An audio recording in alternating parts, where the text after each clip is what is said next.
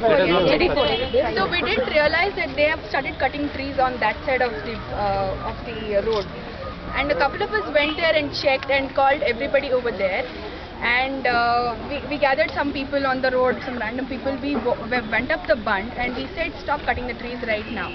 And then what happened suddenly, I mean, some of the girls, they decided to lie down under the trees till they stopped cutting, and I happened to just go up the bund to check. What happened? No, he's taking a snap. Okay, I just happened to go up the bund to check if there are any more cuttings happening. So I thought maybe they are cutting here and there, and by that time the police came. And what I saw from top was that, you know, as soon as the police came, they picked up a couple of guys and they started beating them up. I mean, you know, for what? We were not even protesting, we were not screaming, we were not shouting any slogans. They were just lying down there. They just picked them up. There was barbed wire, there was broken glass. They dragged them across, and you know, they were so inhuman. And there was this one particular inspector. Everybody else was for us. Okay, the problem with the police is they were helpless. They've been given orders that we need to be dealt with in some way. And most of them were trying to pacify us, and they were asking us to go back because we didn't have enough numbers, and without enough numbers they knew that we are losing, we are fighting a losing battle. So they kept asking us to go back and we wouldn't budge.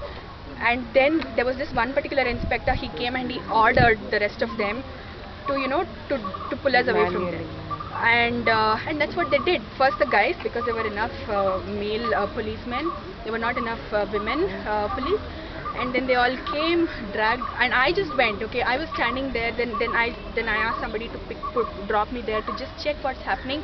And I went there to the spot to see what's happening. And I wasn't even lying down there. And they asked me to move. I said I'm not moving. I'm just going to stand here and watch. They said I can't. You know, first of all, why can't I just stand in a place and watch? First of all, they're the ones who didn't have a single paper to cut the tree.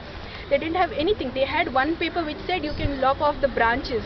But they cut 19 trees, and we have a map here which says it can't be just 19 trees. Many more trees will go if they have to raise this bund. At least 80 trees will go, minimum 80 trees will go if they have to raise the bund.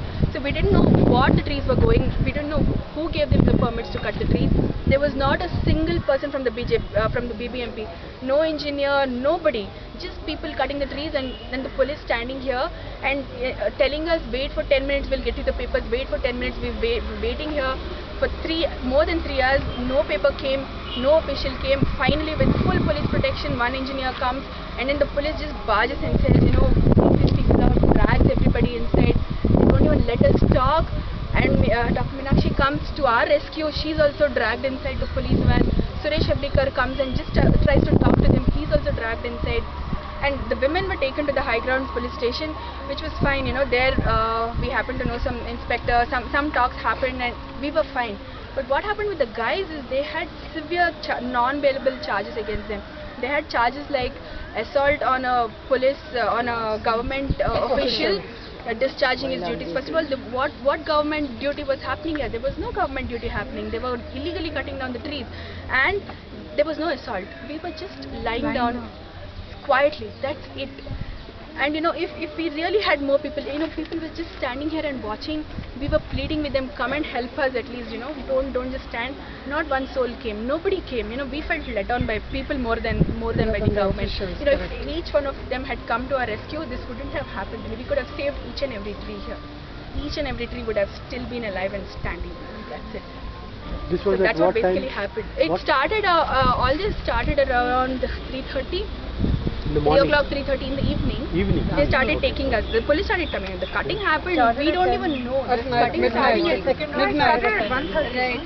Second round. See, first round started at 1:30 a.m. Went on till 3:34, and again at 10:30 they started.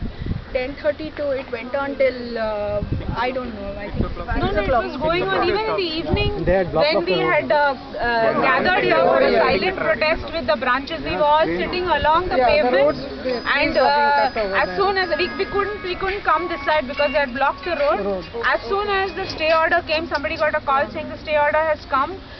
Some of us started walking. Last few meters, I ran and I screamed and I told them, Shamla and all were behind me. We all screamed and said, please stop cutting. The stay order has come. Stop the cutting. The police people refused to listen. They said, where is the stay order? Show Yeah, us. they didn't have the papers, but they can cut the trees. But we have to show them a physical copy of the stay order to say that, stop cutting. And they were just as helpless as us. That's the worst part. They in front of that tough face, like I kept telling everybody, there was sheer helplessness. And one inspector told me, my heart bleeds more than yours, but the difference is you can speak and I can't. In fact, that's really bad. In fact, that evening the policeman said, if you all were these numbers were like this in the afternoon, you could have stopped it. They were with us, they were with us. Yes, we could make that one out. inspector, everybody else was with us. We just wanted more people that day. And even now we can stop. Fine, the trees are gone, but at least let's stop the road widening. The trees have gone. Let's not make the sacrifice. We'll come and plant more trees down there. The problem is people. Yes. People are so apathetic. They just don't care.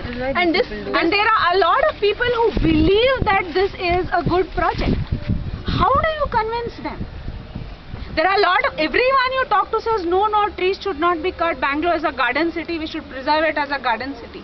But what are you doing about preserving Bangalore as a garden city? If just one person from each household comes out, just one family member from each house comes out when there is a protest, when there is a rally, when there is a meeting, it will make a difference. Big difference. Numbers count in a democracy. When will we understand that? Actually, this stretch, it is very important to retain the Sankey tank. It helps in watershed management. Absolutely. With that idea in mind, actually 100 years back, that Sir Ismail Mirza, he had, he initiated the planting of trees. Otherwise, if this side there are no trees to hold that thing or to collect the rainwater and push it into the Sankey tank. That's exactly what Suresh Ablikar was trying to explain to them.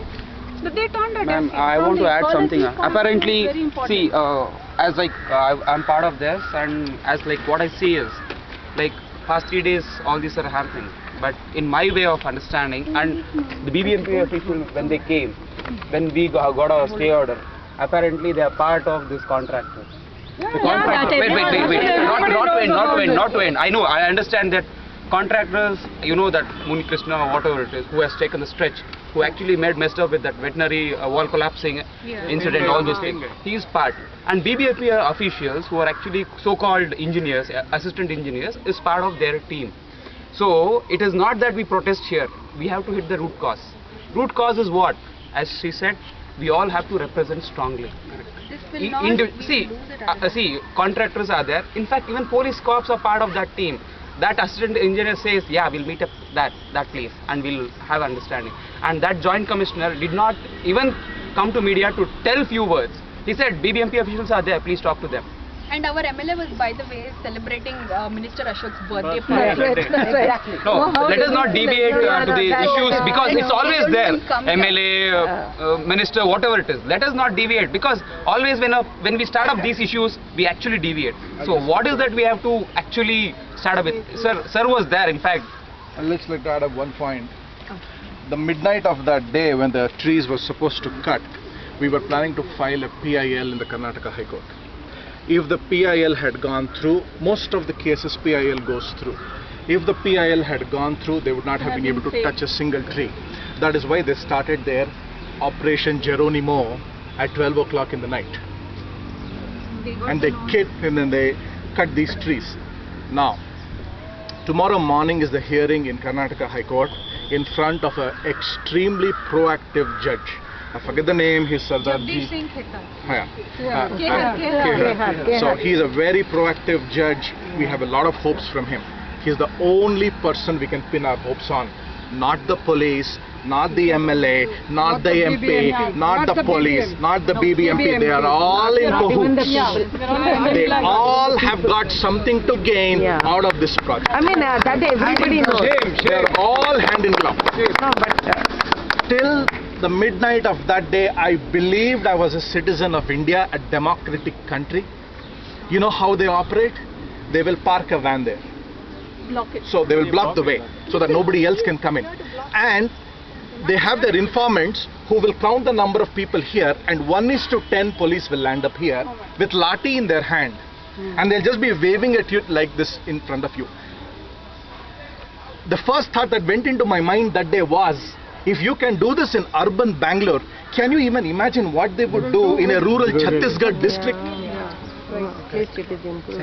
We are all educated people and they can intimidate us within no time. They are professionals at this. We are amateurs.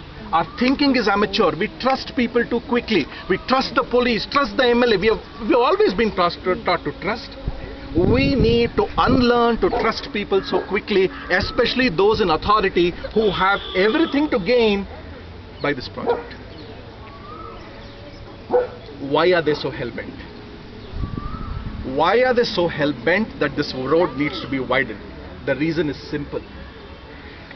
That side of the road is a 2,800 crores project of Brigade. Nobody is buying that project because they say that the approach road is too narrow. This is India, we can get that fixed. It's true, it is true. We can get that fixed, we can chop off the trees. Third world country, nobody is going to ask them. 64 years we have been sleeping. Not anymore. You want to build there? Who gave you the permission? Go catch him. Second reason, if they cut off the trees here, the bund weakens, the soil loosens, the lake dries up. More apartments for you. Congratulations, Shobha and Purvankara, your stock price went up 100 rupees. Shame. That's the second reason. Third reason, and the most damning reason, the smoking gun, is the $4 billion, 18,000 crores that get allocated to BBMP due to JNURM program. It is not our tax-paid money. Please don't think that it is tax-paid money. If it was tax-paid money, we could have let it go. It is loan from World Bank which they would have to repay.